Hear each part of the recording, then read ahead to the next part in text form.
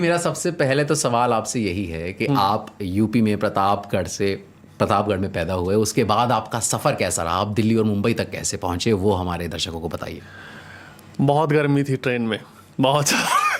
जब मैं आया तो रिजर्वेशन हम लोग का था, हम बहुत गरीब थे। जो बोगी होती ना, उसमें भी हमको जगह नहीं मिली। तो जो आज के टाइम पे तो उसको वॉशरूम कहते हैं, पहले लेटरिन बोलते थे, उसी में हम लोग घुस के आए, बहुत तकलीफ़ में आए। लेकिन जब पहुंच गए दिल्ली, तब हमने बाहर जाके किया वॉशरूम, क्योंकि हम वॉशरूम में ही थे, हम उसको नहीं गंदा कर सकते थे। बहुत टफ सिचुएशन थी आने की। ट्रेन से आए हम लोग, उसका सवाल का जवाब ये है। और सफ़र बेकार रहा। सफ़र बेकार रहा। और दिल्ली में आके फिर कैसे, मतलब अपने परिवार के बारे में ज़रा हमें बताएं। माता पिता, भाई बहन, कौन कौन है?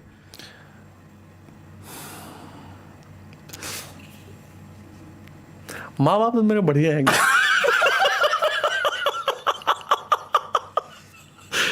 भाई मेरा बहुत थोड़ा सा ठीक नटखट है। और दिल्ली जब आया मैं, तो मैंने एक चीज़ देखी कि मेट्रो बहुत बढ़िया चीज़ चल रही है यहाँ पे।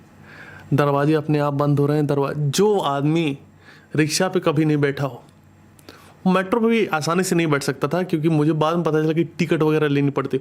एक तो मेरे को मेट्रो देखने के लिए पटरी से मैं जा रहा था, तो उन्होंने वहाँ रोक दिया कि आप स्टेशन से आओ, सीढ़ी से या लिफ्ट लगी है, आप सीधा पटरी पे मेट्रो देखने। तो कहानी ये है कि मेरा इंटेंशन ये रहता, भाई हंसो और मुझे कुछ नहीं बताना, ना मुझे कुछ संदेश देना है, ना मुझे कुछ ऐसी बातें करनी है कि समाज बदल जाए, क्योंकि समाज को बदलते बदलते मैं खुद बदल गया।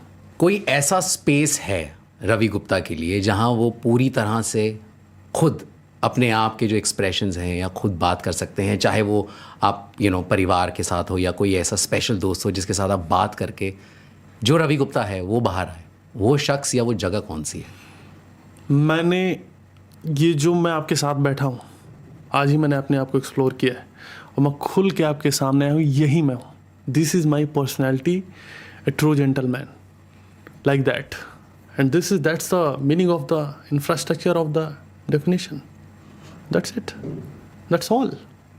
Whatever I want to kiss my dreams.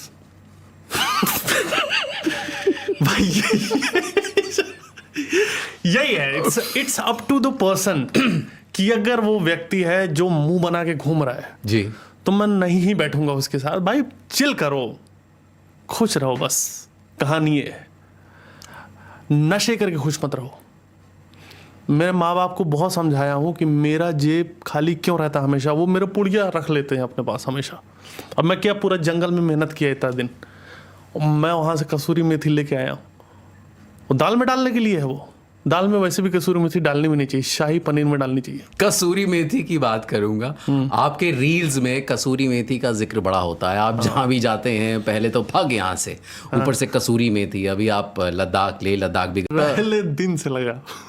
जिस दिन मैंने पहले दिन ऑफिस ज्वाइन किया और उन्होंने बोला कि आप ये काम करना होगा, वहीं मेरा मूड सटक गया कि अब मैं काम करूंगा इनके लिए। पैसे वो लोग देते थे हर महीने, बट मेरी नज़र घड़ी पर रहती थी कि 6 बजे 8 बजे मैं कब निकलूँ। उन रिपोर्ट लेते थे मुझसे, मेरे से माँ बाप ने आज तक रिपोर्ट नहीं लिया है कि क्या काम हुआ कि नहीं, क्योंकि मैं सुला देता था उनको रात में 10 बजे के बाद। यही दिक्कत है कि कुछ ठीक नहीं हुआ, क्योंकि माँ बाप के हिसाब से सुबह उठ जाओ 7 बजे सब ठीक हो जाता है। नहा लो। नहाने को इतना समाज ने वो कर दिया है।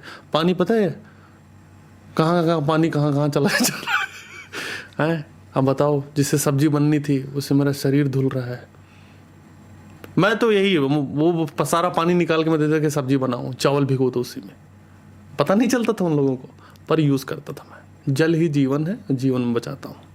अब ये जब सवाल का जवाब ये है कि मेरे को नौकरी में इंटरेस्ट ख़त्म, वो घंटी बज गई, लग रहा है इंटरव्यू ख़त्म नहीं, ठीक है।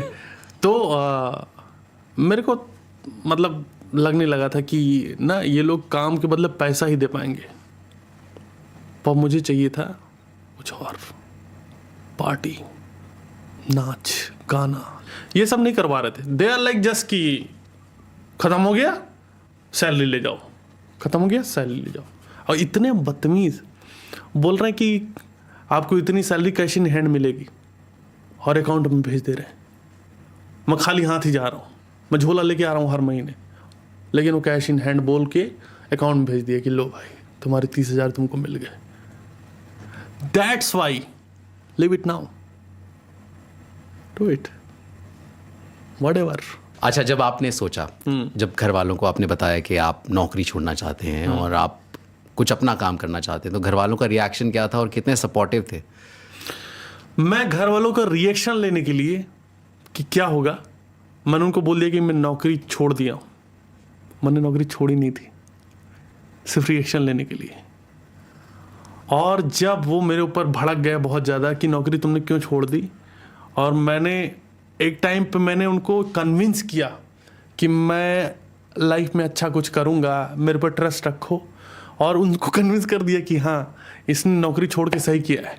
तब मैंने उनको बताया कि मैं नौकरी कर रहा हूँ, तो उनको मूड और ख़राब हो गया कि तुमने पूरा कन्विंस किया।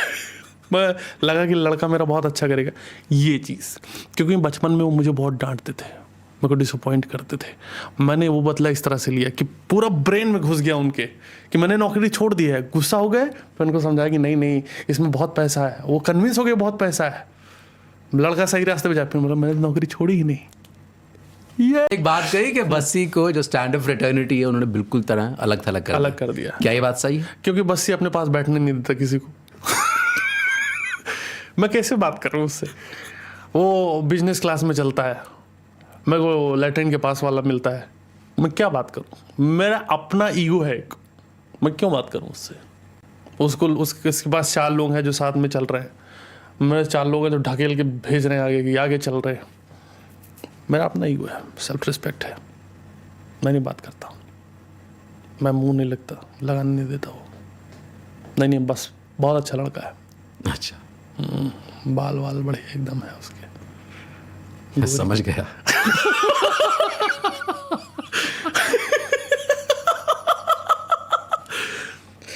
अच्छा, सबसे ज्यादा खुशी कब हुई थी आपको रवि?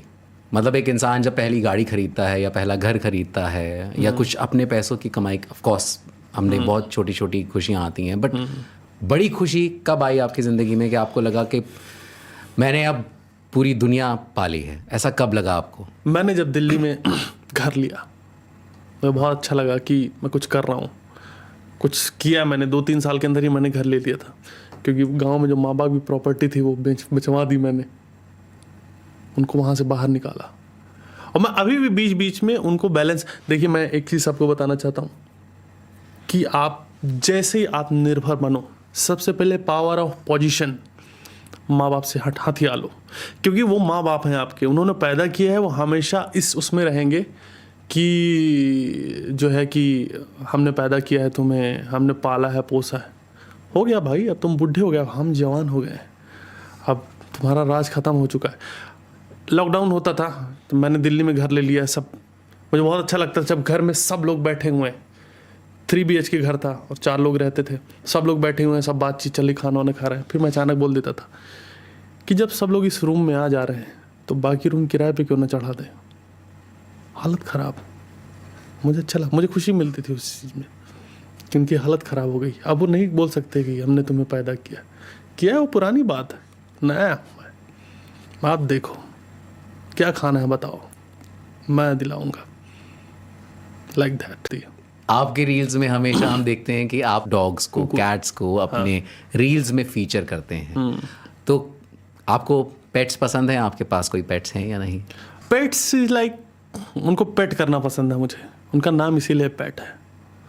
पर लगड़ बग्घा साला हाथ खा लेता है, मेरे को मार दिया उसने। बट मुझे इन जनरल जानवर से बहुत प्यार है। कुत्ते मुझे पसंद है, बिल्लियाँ पसंद है, कहीं भी दिख जाते हैं तो मैं खेलता हूँ। रोटी वोटी कुछ खा रही हैं, जैसे मैं एक बार रोटी खा रहा था, वो ब्रेड छीन के रोटी दे दी। जो वो डिज़र्व करता है वो उनको मिलना चाहिए। मैं ब्रेड, मैं आदमी हूँ, मैं बेटर आदमी हूँ।